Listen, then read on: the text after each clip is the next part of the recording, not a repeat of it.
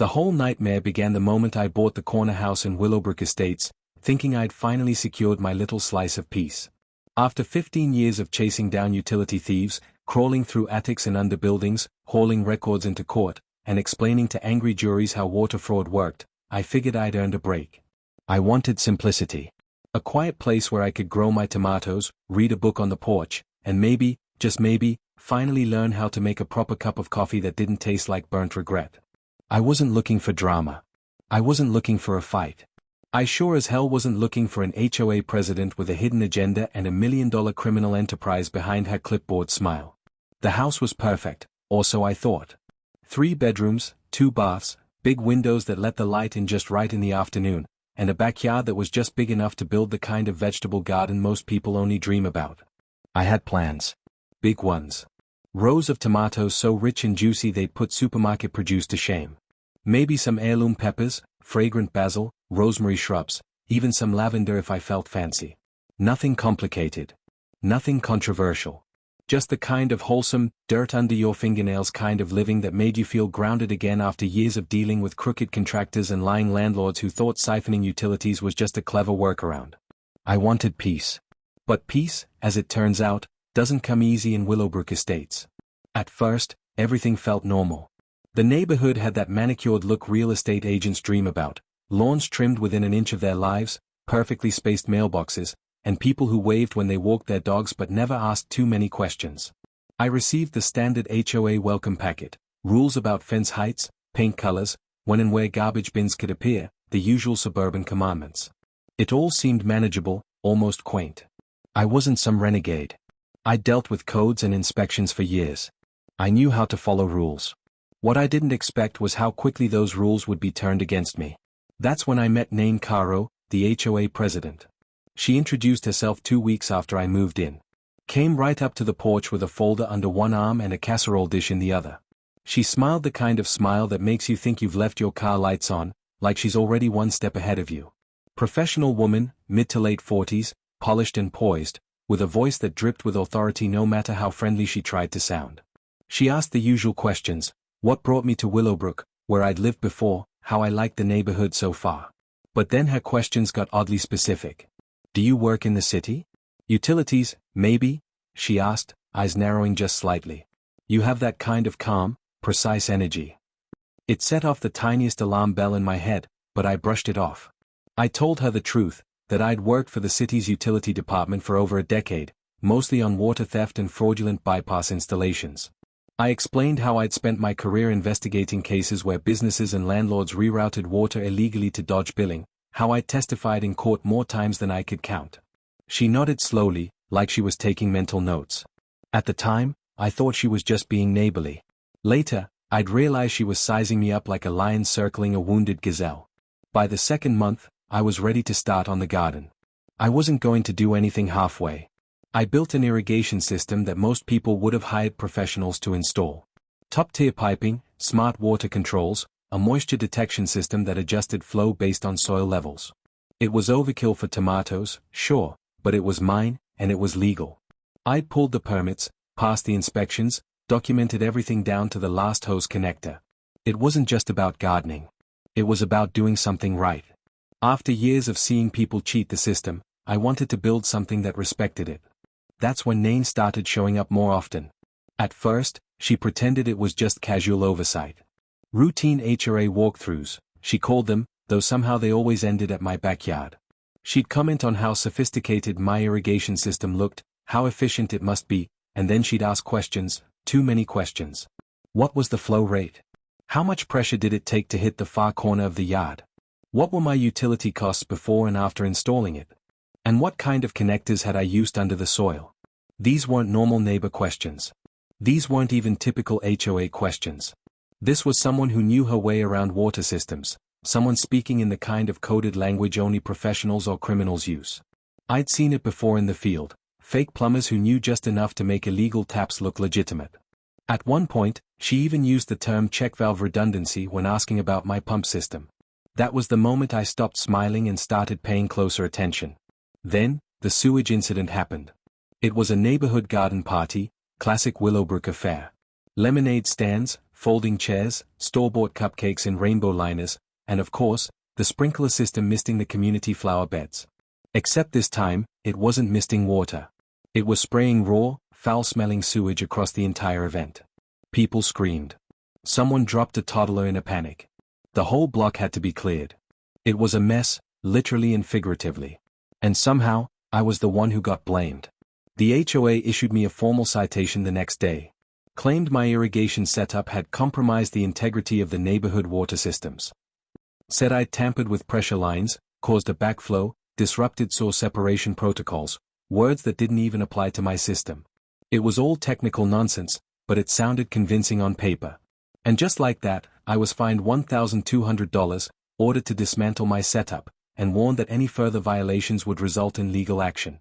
My water bill tripled overnight, and despite the fact that my sprinklers still turned on every morning, my plants began to die. That's when the itch returned, that familiar, crawling sensation between my shoulders I used to get on jobs when I knew someone was lying, but couldn't yet prove it. I started running checks on the system. Every valve, every connector, every line. Nothing was leaking. Nothing was broken. But somehow, I was losing water. And then it hit me, this wasn't a leak. This was a theft. I went full detective mode. I pulled out my old gear, flow meters, pipe locators, thermal scanners. I traced the water path inch by inch, underground and over, following the line from the source all the way to the garden. That's when I found it. Buried under 12 inches of soil behind a hedge, neatly tucked between two fence posts, was a bypass valve. Not the kind you pick up at a home improvement store, either. This was industrial grade, professionally installed, connected with compression fittings and reinforced tubing designed to pass inspection. It was a surgical installation. Clean, precise, and completely illegal. The bypass redirected water away from my irrigation line and toward a separate conduit that disappeared under the property divider. I followed it, discreetly, quietly, over the next day, and confirmed what I'd begun to suspect. That line fed directly into Nain Caro's backyard. Her pristine lawn. Her immaculate rose garden. Her koi pond with a little bubbling waterfall. My water was feeding her paradise, while my tomatoes withered and died. Most people would have called the city. Reported the theft. Waited for someone else to handle it. But I wasn't most people. I'd spent my life chasing exactly this kind of scam, and I knew how easily these cases could disappear into red tape if not documented properly. So I did it myself. I took photos of every fitting. Logged water pressure differentials at peak hours. Monitored my meter and hairs, noting the discrepancies. I even installed a discrete camera facing the fence line to catch water usage patterns. Within a week, I had enough evidence to make a judge blush. But I didn't stop there. I started asking around. Casual chats with other neighbors, how's your water bill? Ever had issues with your garden? Did the HOA ever inspect your setup? Little by little, a pattern emerged. Residents on corner lots, especially those with private irrigation, had all experienced sudden water bill hikes. Some had been fined. Some had been forced to remove systems they'd built legally. One had even moved away after claiming the HOA was targeting her unfairly. That's when the full picture came into focus. This wasn't about one stolen garden hose. Nain Caro had been orchestrating a systematic water theft ring under the guise of HOA enforcement. She'd identify properties with independent water systems, sabotage them, and reroute their water to her own home, or to select properties she favored. In return, those residents stayed quiet, compliant, loyal. The ones who fought back were fined, harassed, or forced out. And I had just become her newest, most inconvenient problem. But she made one critical mistake. She stole from the wrong guy. And I was going to burn her little empire to the ground, one pipe at a time. The violations started getting too weird to ignore. Gnomes, mailbox angles, hedge height discrepancies, none of them real problems, none of them even remotely enforceable by any legitimate bylaw, but each one delivered in an official-looking envelope, stamped, signed, and backed by the HOA. At first, I thought it was just routine HOA nitpicking. Then I noticed a pattern. Every so-called problem conveniently cost money to resolve, especially if you didn't know how to challenge it. Then Walter, my elderly neighbor from 2 doors down, connected the dots for me, and what he revealed hit me like a freight train. She's doing the same thing she did to the Cunninghams, and the Lius before them, he told me one late afternoon, watering his roses. Corner houses. Always the corner ones. I froze. Every single family Nain had forced out owned a corner lot, just like mine. Walter had lived in Willowbrook Estates for over 20 years, and as far as he knew, every one of those families had left after sudden, inexplicable utility issues, skyrocketing bills, malfunctioning systems, and a barrage of relentless HOA violations that made life hell. I dug deeper and confirmed his suspicions. The pattern was crystal clear now. Families pushed into chaos, fined into exhaustion, and then, after months of harassment, suddenly selling their $400,000 homes for as little as $150,000. And the buyers? Shell companies. Entities that traced back to Nain Caro. It was the most sophisticated residential property scam I'd ever seen, and I used to chase criminals who built illegal networks across entire cities. This one? It was local. Tidy. Hidden behind the friendly facade of suburban HOA leadership and garden parties. And it had made her over $1.5 million in property, acquired dirt cheap, resold for full market value, sometimes more after cosmetic improvements. It was real estate laundering, plain and simple, with an HOA badge slapped on top for legitimacy. Nain was weaponizing her position to run a long con. She wasn't just fining people over hedge height, she was strategically manufacturing financial pressure using utility theft and fake rule violations. Families were trapped in a pincer move. City utility systems sabotaged from the inside, HOA fines from the outside. And the worst part? It was all designed to look completely legal. On paper, these people had simply struggled with maintenance and sold under market value due to home condition. In reality, they'd been squeezed dry and then dumped. The math was staggering. 8 properties over 5 years. Each bought for an average of $150,000, then flipped for $400,000 or more. That's nearly $2 million in stolen equity, ripped from families who'd done nothing more than try to live peacefully in their own homes. And now? My corner lot was next. My garden, my tomatoes, my hard-earned peace, it was all a target in her next phase. My house, worth at least $450,000, would complete her sweep of the street, making her the de facto land baron of Willowbrook's outer loop. But Nain had made one critical miscalculation. She was trying to steal water from someone who had spent 15 years investigating utility theft professionally. Not only that, I had testified in courtrooms, exposed multi-million-dollar fraud rings, and trained city officials on how to spot fraudulent utility diversions. This wasn't just personal. It was professional. She'd cornered the wrong guy, and I was about to remind her why it's a bad idea to underestimate the wolf just because he's wearing gardening gloves. Walter had survived her once. Back in 2017, she targeted him with the same tactics: utility complaints, aggressive violation notices, and whispers to neighbors about his supposed non-compliance. But Walter was a former paralegal. He documented every notice, responded to each one with notarized letters, and eventually threatened legal action. She backed off. Barely. But she remembered. "You're different," he said, giving me a knowing look. "You don't scare easy. And that irrigation system you built? Not the work of an amateur." She's sniffing around, but she doesn't realize yet that she's poked the wrong hornet's nest. He was more right than he knew. But I wasn't ready to tip my hand. Not yet. I needed to see how far she was willing to go. I needed evidence. And above all, I wanted her to feel confident enough to make mistakes. Then came her next move, the showcase party. She called it a community-efficient gardening showcase, meant to celebrate responsible water usage across Willowbrook. The irony was delicious. She was literally throwing a party to show off the water system she stole from me. For the first time in months, I smiled. She had no idea I was already preparing the evidence that would bury her scheme. But before I could crash her party in style, I had to survive the full psychological warfare campaign she was about to unleash. And let me tell you, Nain Caro was no amateur. She weaponized the bylaws like a bureaucratic sniper. Violations rained down on me with the precision of airstrikes. Garden gnomes suddenly violated aesthetic harmony. My mailbox was tilted at a non-standard angle. My hedges were allegedly too close to the public sidewalk, by less than 2 inches. Every notice came with escalating fines, urgent deadlines, and threats of city-level enforcement. It was death by paperwork. And then came the social sabotage. Neighbors who had been warm and chatty just weeks earlier now crossed the street when they saw me coming. Conversations stopped when I approached.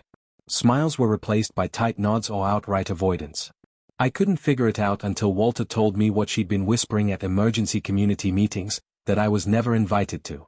"She's telling them you're a danger. That you threatened her." That your irrigation setup is putting everyone's homes at risk of flooding or fire. She painted me as a loose cannon with a secret vendetta. She said I was planning to sue the HOA. That I was delinquent on my dues. That I was verbally aggressive and a bad influence on the neighborhood's family-friendly atmosphere. Suddenly, I wasn't just a guy with a garden, I was a pariah. A threat. Every trip to the mailbox became an act of resistance. Every wave ignored, every whispered conversation I wasn't part of, it all reinforced the psychological isolation Nain had crafted with military-grade precision. It was cult behavior, plain and simple. Make the outsider feel like the enemy, and soon they'll beg to leave. But I didn't beg. Then Brandon showed up. If Nain was the crime boss, Brandon was her enforcer. Slick, confident, clipboard in hand, always smiling, but never actually listening. He arrived with paperwork claiming my water system was interfering with neighborhood pressure levels. That my electrical connections needed immediate reinspection. That fire safety regulations required modifications I hadn't performed. The threats were always the same: fix this or face disconnection. Each fix required hiring a certified contractor. And wouldn't you know it, Brandon always had a list of names ready. Men who charged thousands for work that didn't need doing. It was an extortion racket dressed in khakis and a branded polo. But Brandon had a problem. I wasn't a scared homeowner. I was a former city inspector. I knew what real violations looked like, and these were about as legitimate as a $3 bill. Still, I played along. Let him talk. Let him hand me that stack of nonsense. And I documented every word. I pulled out my old case file format. Began recording audio. Taking photos of every document. I cross-referenced every citation with actual city ordinances, none matched. I reviewed every HOA bylaw. Turns out, most of what they claimed I violated didn't even exist. And the contractors Brandon recommended? Several had passed lawsuits for fraudulent repairs and price gouging. That's when I realized this wasn't just water theft anymore. It was organized fraud. A web of fake fines, ghost violations, fraudulent contractor referrals, and utility sabotage designed to make people flee their homes in desperation. Brandon was her bulldog, sniffing out resistance and burying it under bogus repairs. And the system was working. They'd refined this to an art. Most people would have paid the fees, hired the contractors, and eventually caved from the financial strain. I could see why no one fought back before. But I was fighting. And I was documenting every step. My case folder had grown thick: violation notices, audio recordings, comparison spreadsheets of HOA bylaws versus their false claims, contractor histories, timestamps showing my system had passed inspections months prior to Brandon's fake complaints.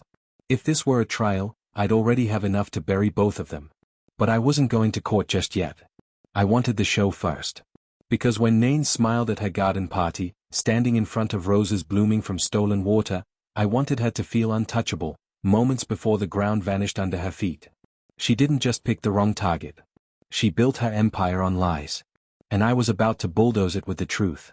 The hardest part of those weeks wasn't the money. It wasn't the illegal tapping into my property's waterline or the absurd HOA fines that showed up like clockwork every Friday. No, the worst part was the isolation. The eerie, suffocating silence of a community that once waved when I mowed the lawn or stopped to chat when I walked my dog, now pulling away like I carried a disease. Ostracism, I learned, is a psychological weapon, and when it's wielded as deliberately as Nain wielded it, the damage cuts deep, deeper than theft, deeper than slander. Humans are social creatures. When you're cast out of your tribe, when the people you once trusted now avert their eyes or cross the street to avoid you, something primal breaks inside.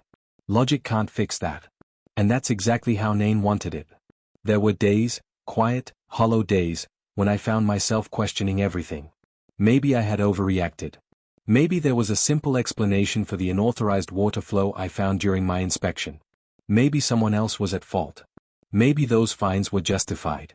Maybe, just maybe, if I paid the fines, patched up the supposed violations, and smiled at the right people again, I could re-enter the fold.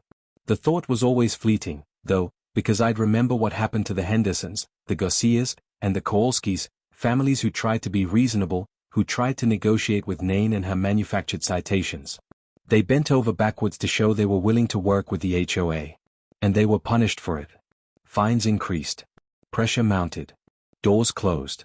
Eventually, they were financially drained, publicly humiliated, and either pushed into foreclosure or shamed into moving.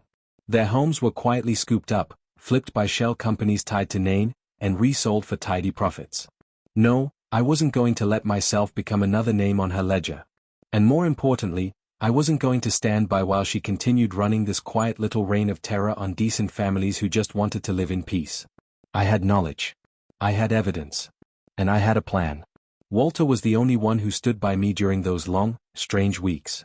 Everyone else either turned their backs or pretended they hadn't seen anything. But not Walter. He'd lived through it, too. He knew the way Nain operated, how she'd isolate a target, use community suspicion to pressure them, and then strike when they were too overwhelmed to fight back. We had evening chats in his backyard, always in the backyard, out of sight, out of earshot. He warned me. "You're handling this better than most," he said once, handing me a beer as we sat beneath the fading light of dusk. "By now, most folks either snap or give up. They go off on a board member at a meeting, or they stop paying fees entirely, and that's all she needs to push them out. You're staying calm. You're collecting evidence. You're thinking." What Walter didn't know, at least not yet, was that I wasn't just thinking. I was executing a strategy honed over 15 years as a city water inspector.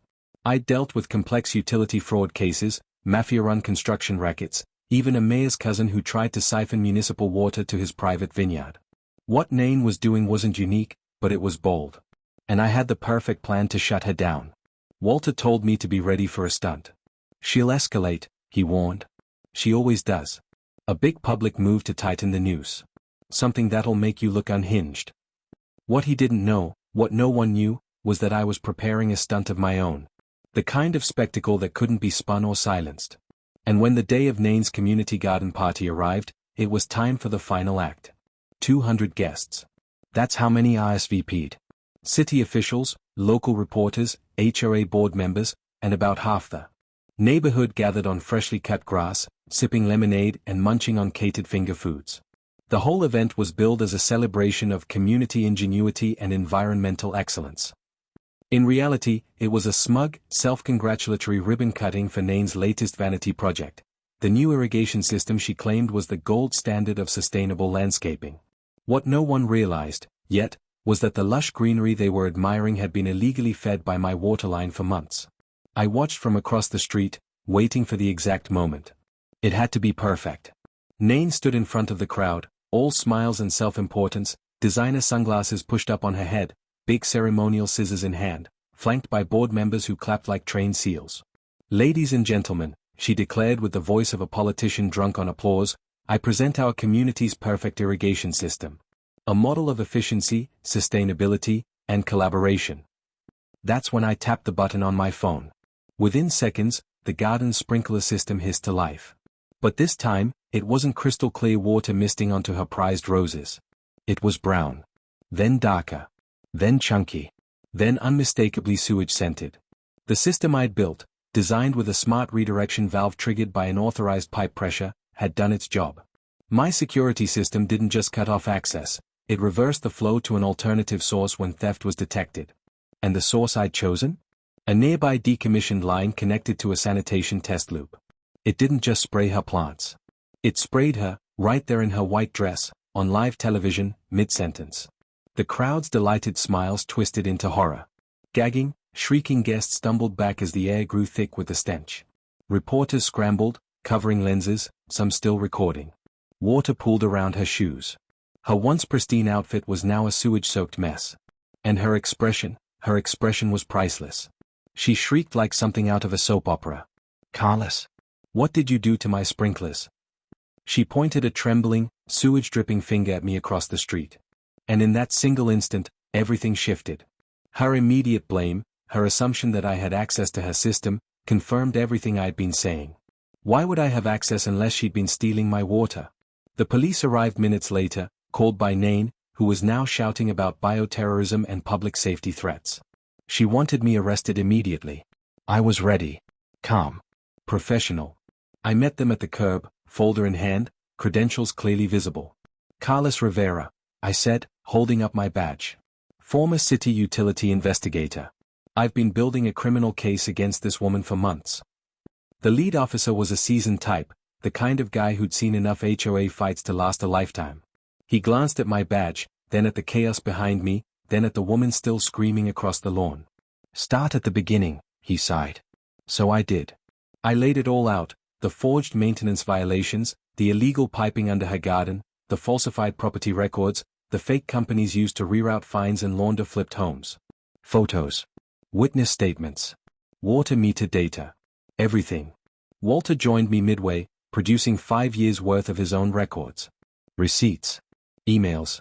HOA meeting minutes showing inconsistent decisions, all of it tracing back to Nain. It was over. By the time the officers wrapped up their first round of questioning, reporters had switched focus entirely. No longer was it HOA leader unveils water-saving garden. Now it was community leader exposed for massive water theft. My name, once whispered like a curse, was now being asked with genuine interest. Neighbors who'd ignored me for weeks approached quietly, apologetically, asking if I was okay, asking if it was true, asking if I'd really brought her down. The board? Suddenly full of questions. How long had this been happening? Were other properties involved? Had they unwittingly approved illegal citations? Nain stood alone in her filth, the media no longer her ally. She had no speech for this moment. No prepared statement. Just rage and sewage and the crumbling realization that the empire she'd built on fear and fraud was collapsing. And me? I was just getting started. Game over. That's exactly what it felt like as I watched Nain Karo's empire collapse in real time. 4 months, she'd wielded HOA authority like a medieval tyrant, her rules absolute, her punishments arbitrary, her corruption masked behind a polished smile and white blazer. But the moment she stood there in her now infamous sewage-stained dress, screaming empty accusations on live television, I knew the game had changed, and not in her favor.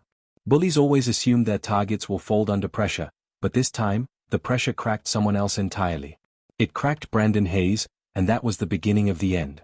Within 24 hours of what the media had dubbed the Sewage Showdown, Brandon was in a police interrogation room, spilling every detail of Nain's operation in exchange for immunity.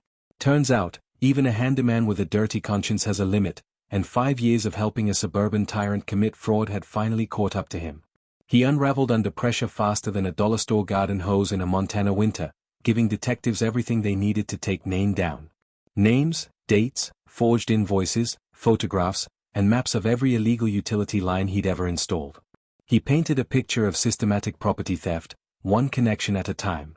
According to Brandon, it all started shortly after Nain's husband passed away. She'd offered him exclusive HOA repair contracts in exchange for a very loose interpretation of utility codes. Under her direction, he'd rerouted water lines, created phantom electrical issues, and staged urgent plumbing emergencies to drive up repair costs. These weren't just petty scams, they were psychological operations designed to pressure struggling homeowners into selling below market value. It was gentrification by harassment, and it worked. Until it didn't. Brandon confessed to being the tool she used to destroy families, and he'd kept receipts. Literally. The amount of documentation he handed over suggested he'd been preparing for this moment, quietly assembling a legal lifeline in case Nain ever turned on him. And she had. The second the police came sniffing around, she threw Brandon under the bus so hard it left tire marks on his reputation. That betrayal, combined with years of guilt, made him the prosecution's star witness. If karma had a face, it looked a lot like Brandon's in that police station. Pale, sweaty, but finally honest. The effect on the community was seismic. Once the truth came out, about the illegal utility reroutes, the forged violations, the weaponized fines, the neighborhood collective snapped awake like someone had yanked the fire alarm. It was like watching people emerge from a fog of fear and manipulation. Residents who had once shunned me for questioning Nain's authority now came to me with apologies and offers to help. People who'd suffered in silence were now emboldened, angry, and loud. Families who had been forced out returned, boxes in hand, demanding justice and, in some cases, their homes back. Others just wanted closure. What mattered most was that the fear was gone. Replaced by unity. By fire. Even current homeowners started pulling out their utility bills, comparing charges, and finding discrepancies that suggested they'd been unknowingly subsidizing Nain's crimes. The fury spread like wildfire. Within days, the entire HOA board was in damage control mode. The same board members who had once rubber-stamped Nain's decisions now scrambled to distance themselves. Some claimed they'd been coerced, others said they didn't realize the full extent of her actions. Whether it was cowardice or genuine ignorance didn't matter much, the damage was done, and they knew the community wouldn't tolerate excuses. An emergency HOA meeting was called. For the first time in years, It wasn't held behind closed doors or shrouded in legalese. This one was public, raw, and emotional. Residents packed the room and overflowed into the parking lot. When the vote came to remove Nain, it was unanimous. No hesitation, no abstentions. Every single hand rose. Her accounts were frozen, her authority stripped, and her name erased from every HOA document. What followed was a rare and beautiful thing: swift bureaucracy. State and local agencies began their own investigations.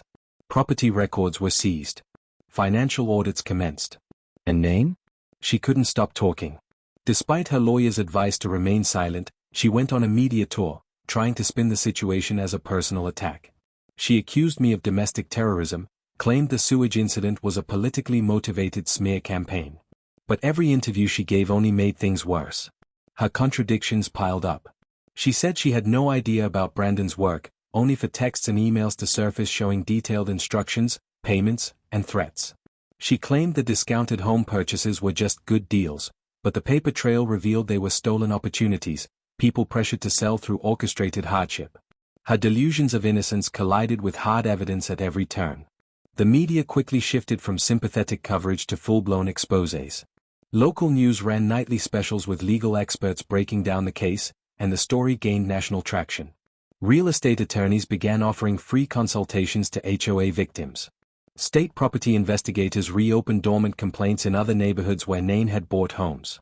Her empire wasn't just collapsing, it was becoming a nationwide cautionary tale.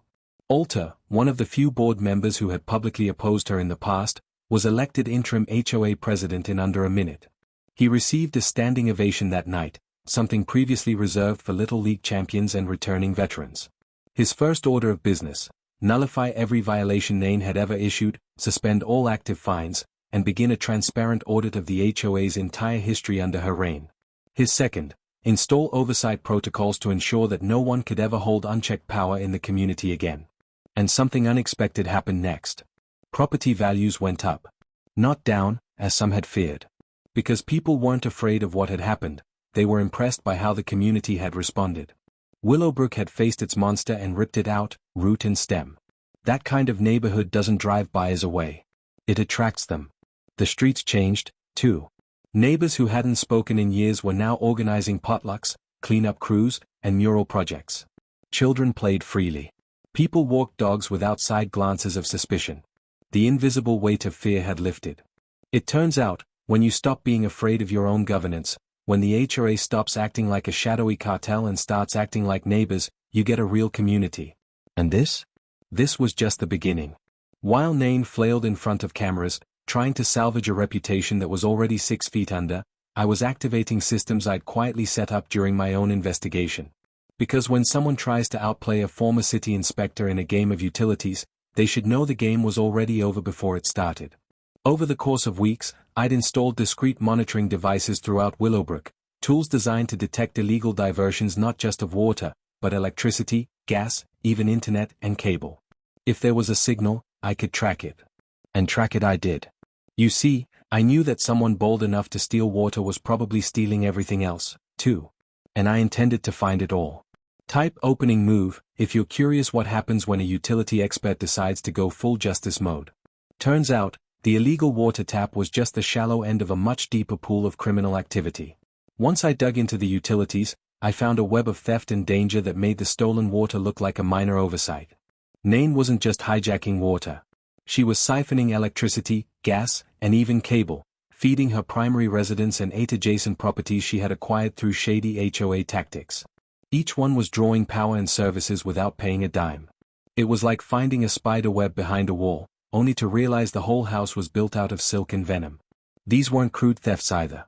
Nain had built a highly sophisticated and dangerously engineered network of illegal utility reroutes.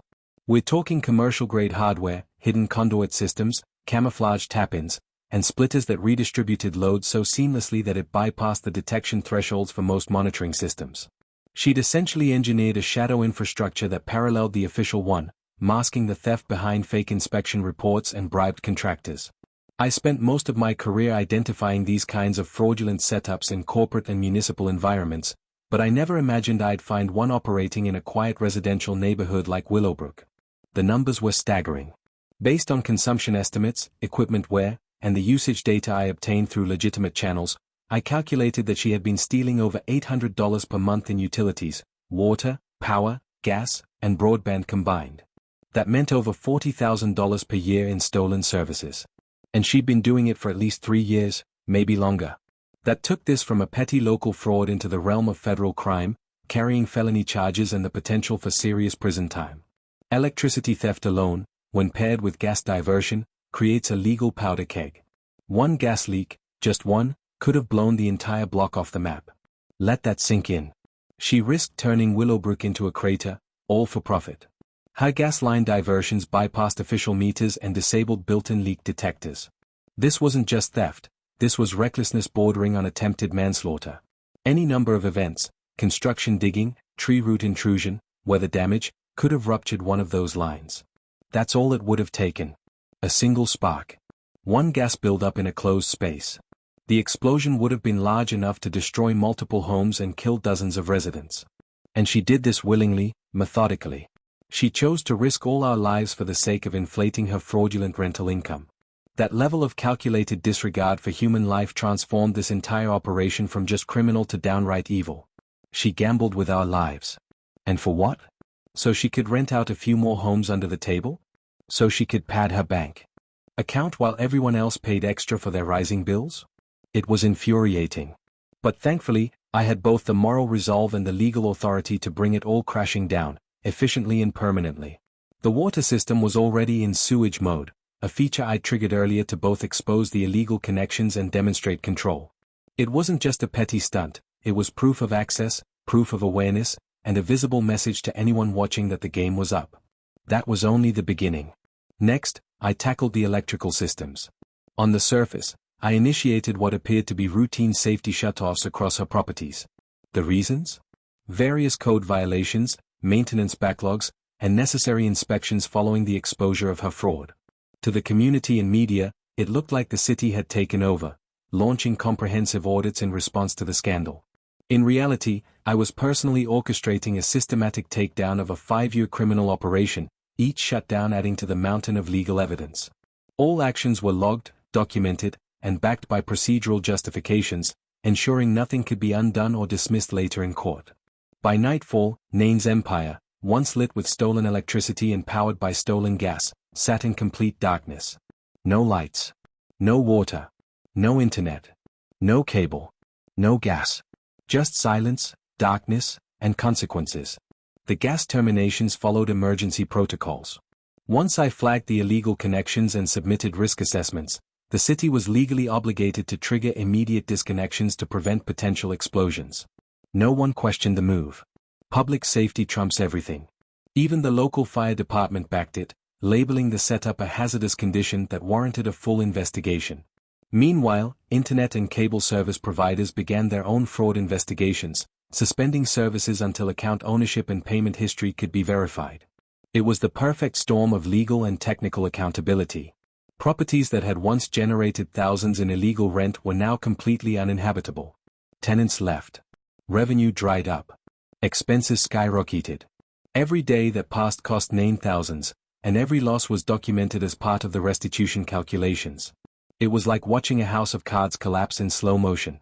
But this house wasn't built with paper, it was constructed from lies, theft, and risk stacked precariously on a false foundation.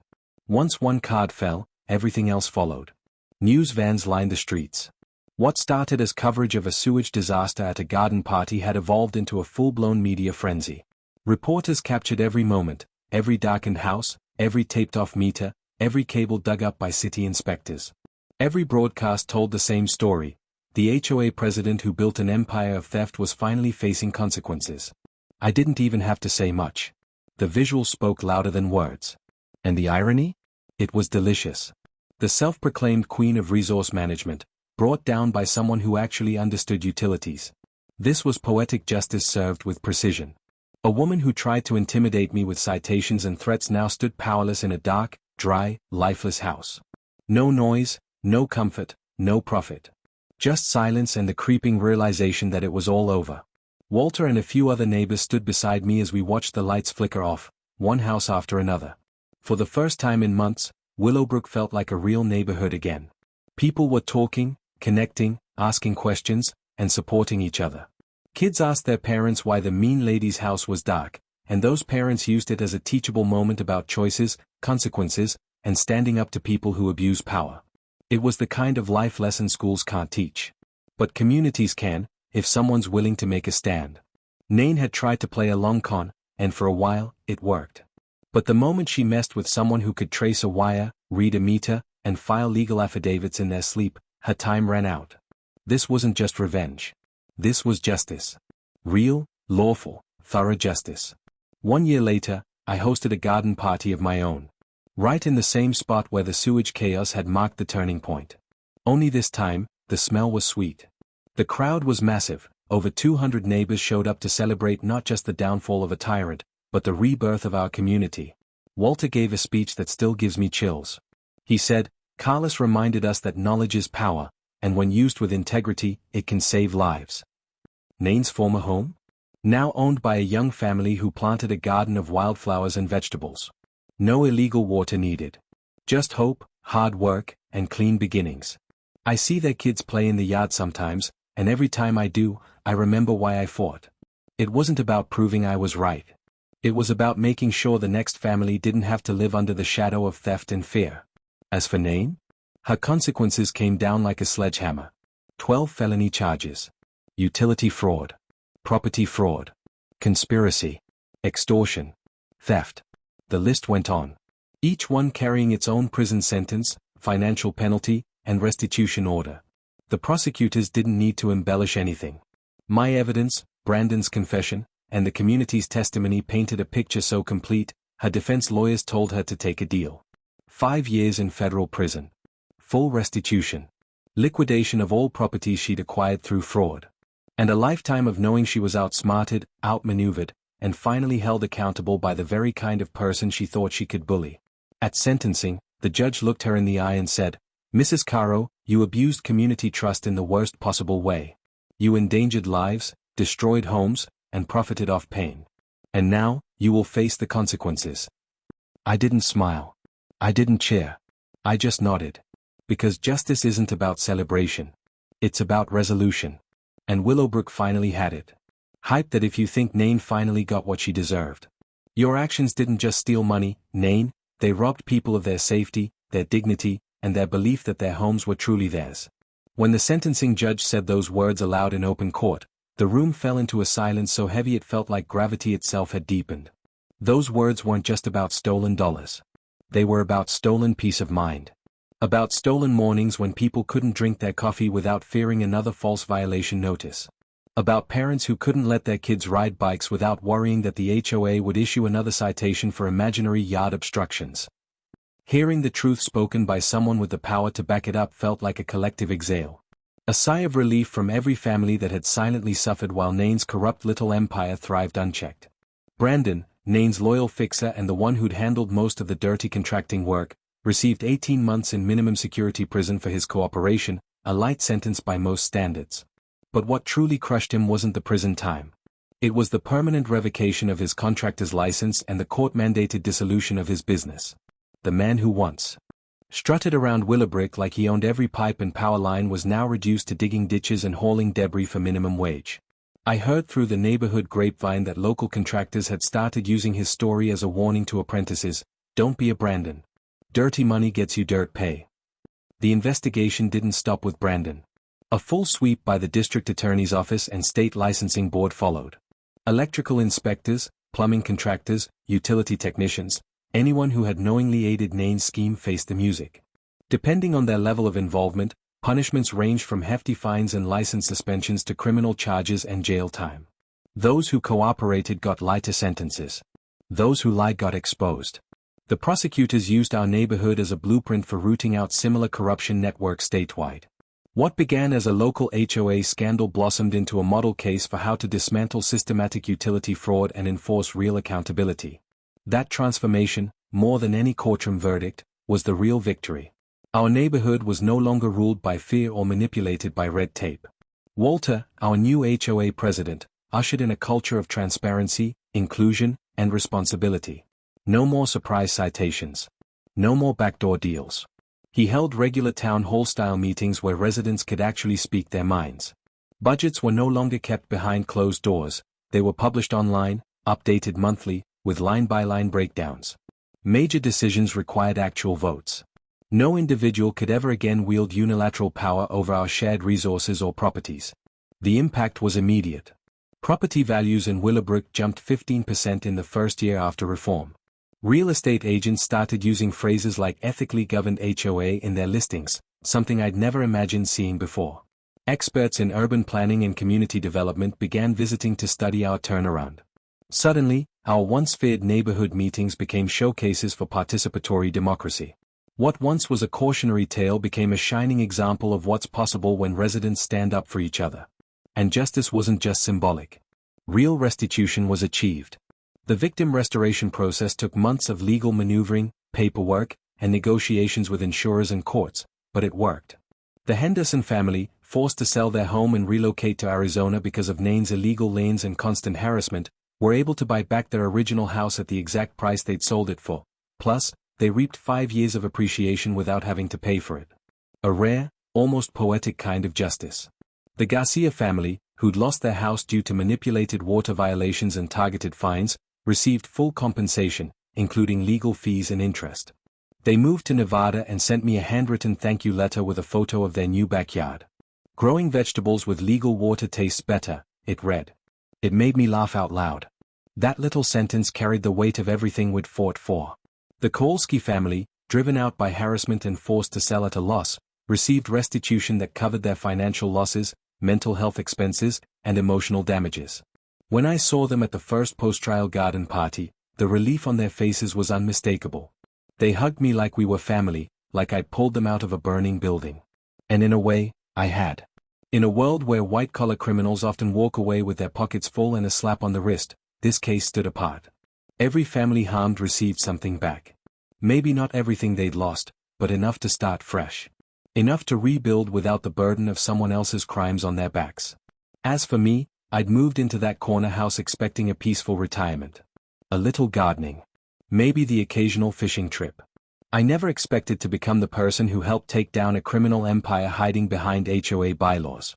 But sometimes life throws you into a role you didn't ask for, only to show you it's exactly where you belong. The case went national.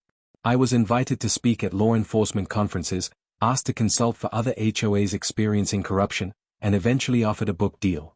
The book, Wired for Justice, became a modest bestseller in the world of true crime and urban reform. I launched a consulting business called Rivera Utility Justice. We specialized in helping neighborhoods detect utility fraud, understand their rights, and defend themselves from rogue HOAs. I found more fulfillment in this new chapter than I ever had working for the city. I was no longer reacting to problems, I was preventing them. I wasn't just documenting violations, I was empowering people to fight back. I was helping the quiet ones, the ones who didn't know where to turn.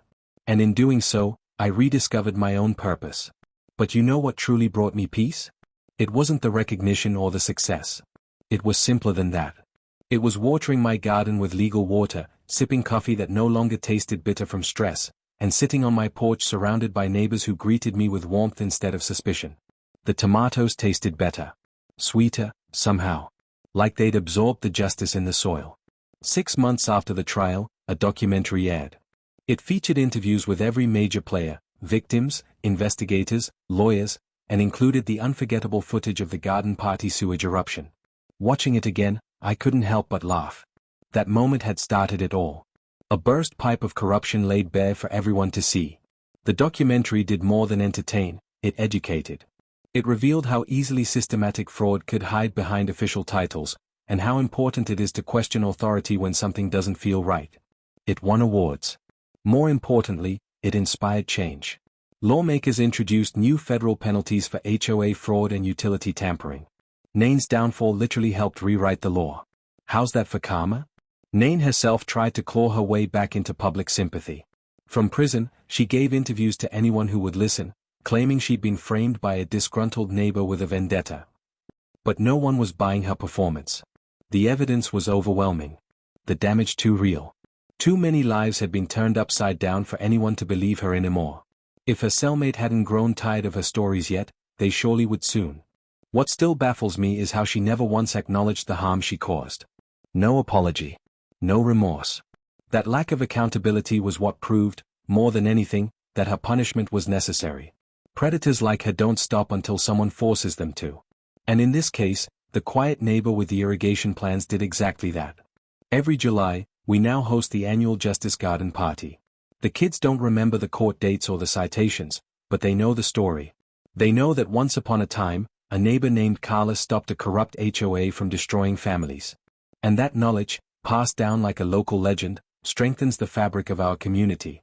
We toast with lemonade made from our own gardens, eat vegetables grown with clean water, and listen to Walter give the same joke every year about how plumbing saved democracy. And it always lands. Because sometimes, the funniest punchlines are born from the most serious battles. Nadine Caro, aka Nain, learned the hard way: steal water from a utility expert, and you might get a sewage storm instead.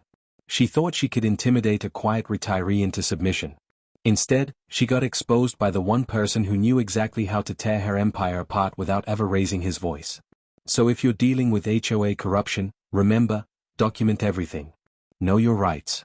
Bullies depend on your silence.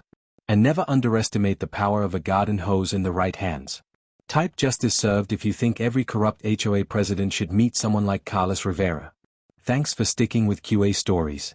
Tap that bell, because things only get crazier from here.